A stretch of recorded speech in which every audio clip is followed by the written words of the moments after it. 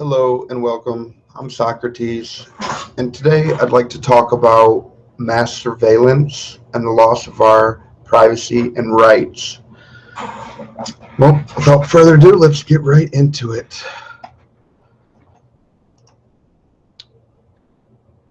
Okay, it basically all started. I heard there was some stuff around World War One, but for our generation, most of the bad surveillance issues we're having started in 2001 from George W. Bush. Um, he made what's called the Patriot Act. And there were some warning signs, but I don't think people could have possibly predicted that this would start a landslide of surveillance and surveillance programs and the amount of privacy and rights that people would be giving up. And let me read a little bit about this. The USA Patriot Act is an act of Congress that was signed into law by President George W. Bush on October 26, 2001. With its 10-letter abbreviation, USA Patriot expanded the full title, Uniting and Strengthening America by Providing Appropriate Tools Required to Intercept and Obstruct Terrorism Act of 2001. Uniting and strengthening. Yeah, right. Hey, uniting in terms of now you can see everyone. On May 26, 2011, Barack Obama signed the Patriot Sunsets Extension Act of 2011, a 4-year extension of 3 key provisions in the USA Patriot Act: roving wiretaps, searches of business records, and conducting surveillance of lone wolves, individuals suspected of terrorist-related activities not linked to terrorist groups. So, yeah, that's the thing. That Obama, when he was running, he talked about how he was going to have the most transparent presidency ever, and he's done more than anyone else in mass surveillance and taking away of people's rights, and he was the most untransparent of all. And I'll get into that in a minute here. So anyway, they signed it in 2001, and then in 2015, on June 1st, it was going to expire, so they had to make provisions or do whatever they needed to keep it, and they did, and it's worse now. One thing that we'll probably hear about as we keep going through here is Section 215 of the Patriot Act.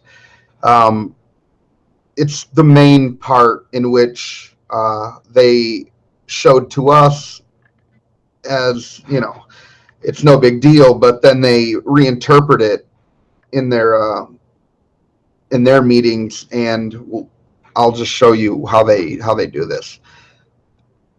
Of the Patriot Act in 2001, Section 215 allows the government to obtain a secret court order requiring third parties, such as telephone companies, that means iPhones as well, to hand over any records or other tangible thing, which basically could mean anything, absolutely anything, and I'll show that, if deemed relevant to an international terrorism.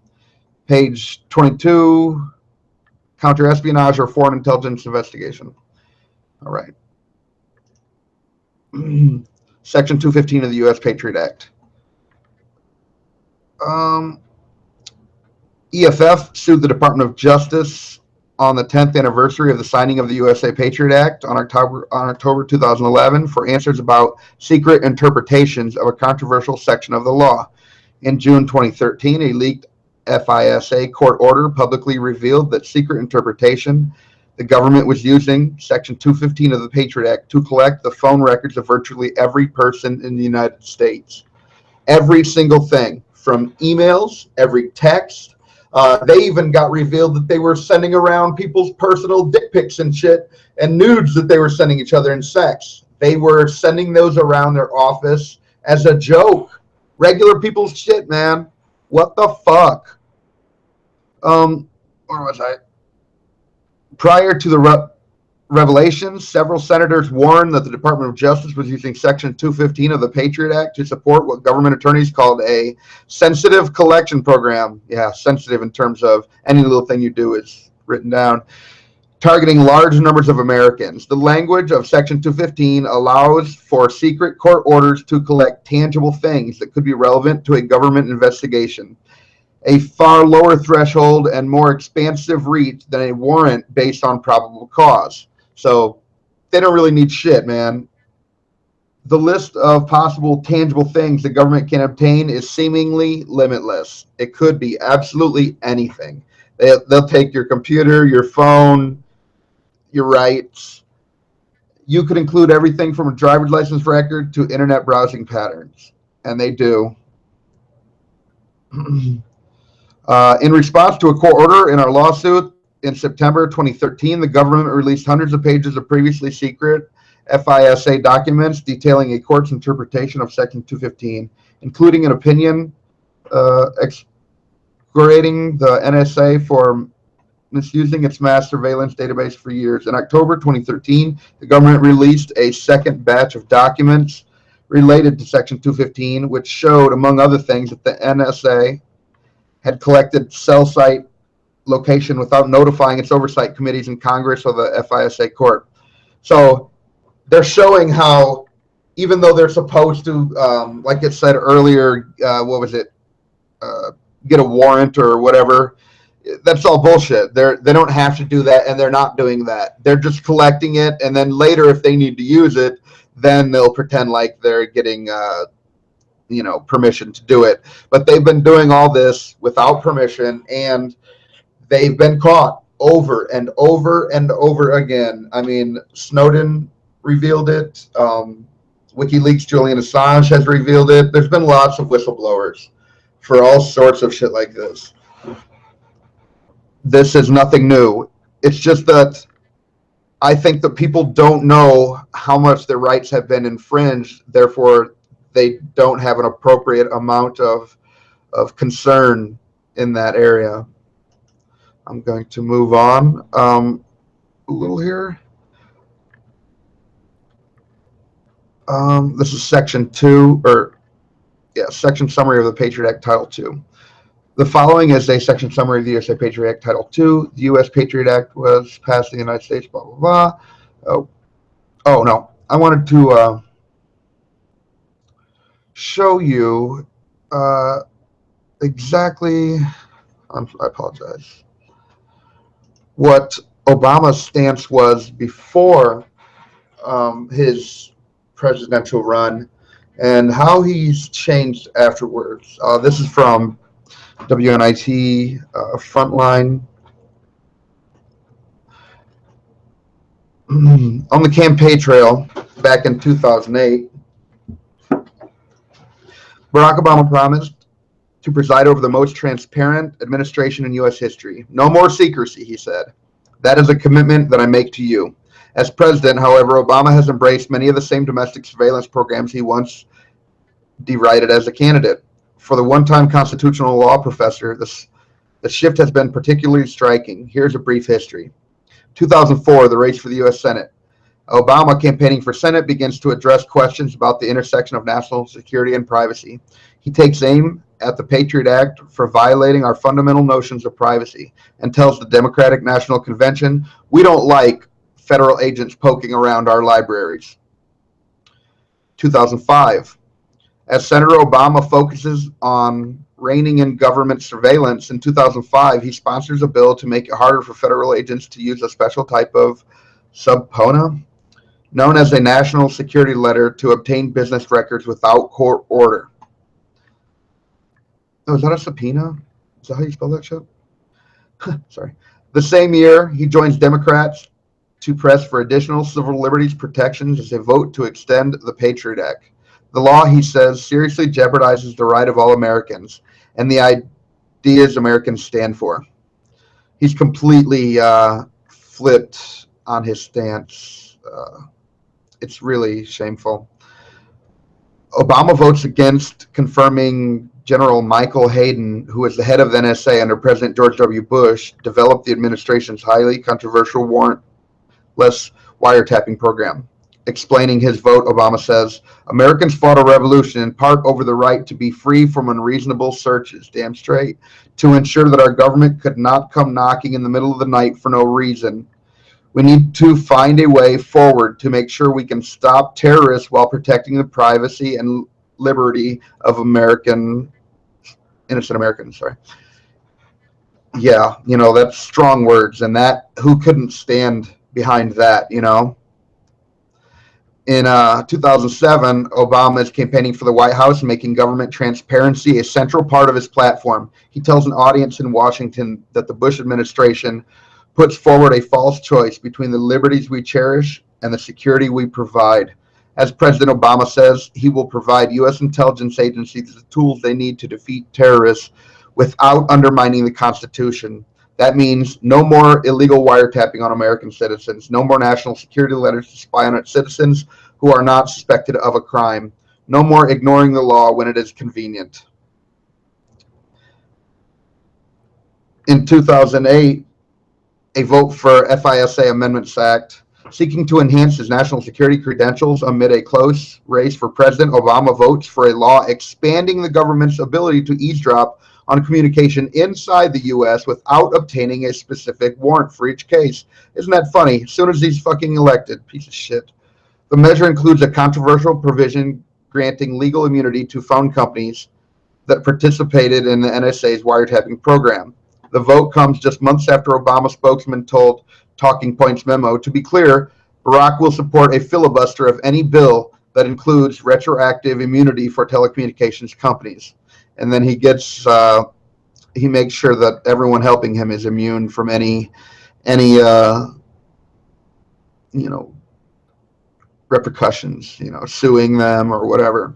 Keeping the power to seize records. In an early move as president, Obama signs a one-year extension for several controversial elements of the Patriot Act.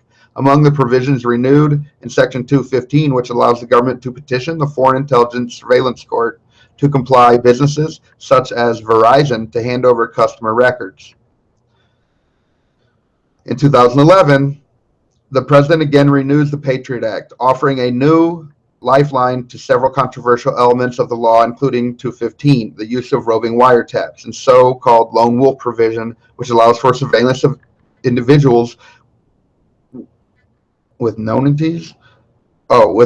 ties to a terrorist organization. Obama is traveling in Europe as the law is set to expire, so he directs the bill be signed into law by a mechanical auto pen. Wow. Administration officials say it is the first time in history that a president has used a mechanical signature to turn a bill into law. Wow, that is a very odd fact. Obama signs a 5-year extension of the FISA Amendment Act in 2012, the same law he once threatened to filibuster as a senator. Wow, isn't that amazing? 180-degree turn. Piece of fucking shit. The extension is approved despite a failed push in the Senate for more oversight and public disclosure. Later in the year, he tells Jon Stewart on The Daily Show, approximately 27 seconds in the video below, the administration has modified Bush-era surveillance practices and put safeguards in place that weren't there before. Bullshit. In 2013, the Edward Snowden revelations began to come out. The Guardian reports that for the first time under the Obama administration, the telephone's communication records for millions of Americans are being collected indiscriminately and in bulk, regardless of whether they are suspected of any wrongdoing. So they just do it to everyone, regardless. The next day, Barton Gellman and Laura Poitras report in the Washington Post that the NSA is tapping into the central servers of 9 leading U.S. internet firms, extracting audio and video chats, photographs, emails, documents, and connection logs. Connection logs, I believe, are number to number. So they know everyone that you've ever connected, every phone number you've ever dialed, and they know who it was, and they have everything on it, every word said.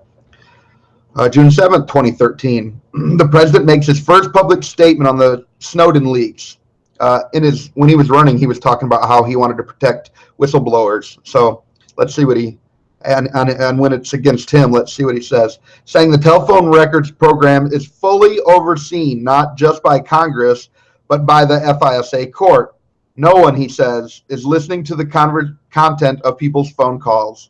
Liar. Obama admits to having had a healthy skepticism about the surveillance programs he inherited as a president. A healthy skepticism. What? But ultimately concluded that they helped prevent terrorist attacks, which they have never prevented a single terrorist attack. It's important to recognize that you can't have 100% security and also have 100% privacy and zero inconvenience. Yes, but people would rather have 100% privacy and their rights intact than the wishful thinking of hopefully you can stop a crime one day. He says, we're going to have to make a choice as society. Yeah, but the problem is that you didn't give us a choice. In January 17, 2014, Obama outlines reforms for the NSA's telephone metadata program as it currently exists. Critics are right to point out that without proper safeguards, this type of program could be used to yield more information about our private lives and open the door to more intrusive bulk collection programs in the future, he says. Under the White House plan outlined in March, the phone data would no longer stay in the hands of NSA. Instead, the phone companies would warehouse the data themselves in order to access it. The government would first need a judge's permission. Yeah, they've said that before. So you can see he completely he went after Snowden. Hillary Clinton talked about droning Julian Assange, killing him. He's hiding out in a different country. Snowden is in Russia. So they're completely hypocritical. You know, all he did was toe the company line when he got in there, the party line, and that's what it's been ever since. And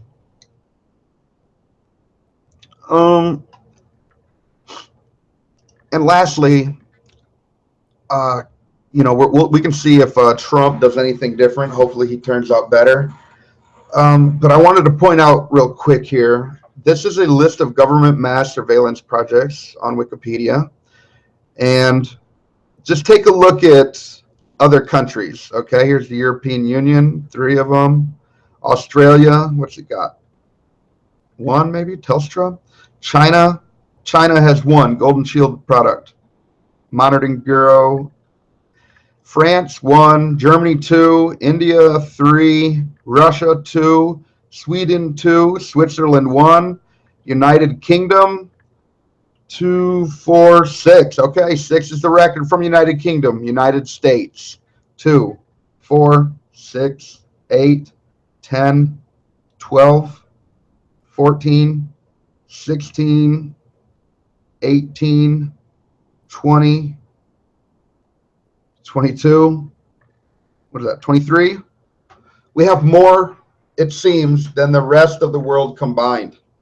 We have more surveillance departments, more people collecting information on us in the United States. And I think that is a very shocking revelation that I just found out while researching for this video. So, in conclusion, Big Brother is watching us. They've proven they can activate any phone's microphone and camera, PlayStation cameras, Xbox cameras, cameras on your laptop at any time.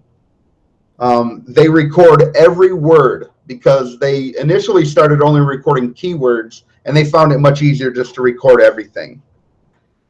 Let me see here.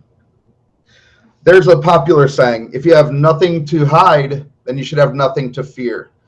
Law-abiding citizens need not worry. But the idea that there's a such thing as a law-abiding citizen is ridiculous. Even police don't know all the laws, and people could get brought in for any number of things that you have no clue. Everyone is breaking some sort of law. Everyone. So everyone should be worried. Our rights and our freedoms are currently being stripped away while surveillance is ever increasing. Freedom will always have risk. Freedom, the price of freedom will be that we all share a common risk. They've never stopped a single terrorist act. They are collecting your dick pics and passing them around. They see and hear every single thing that we do. And I don't know what to do about it, but I know that knowledge is the knowledge of it is half the battle. Just getting the information out there. That's all I have to say on this subject. Thank you for listening. If you like the content, please share and subscribe. Till later. Peace.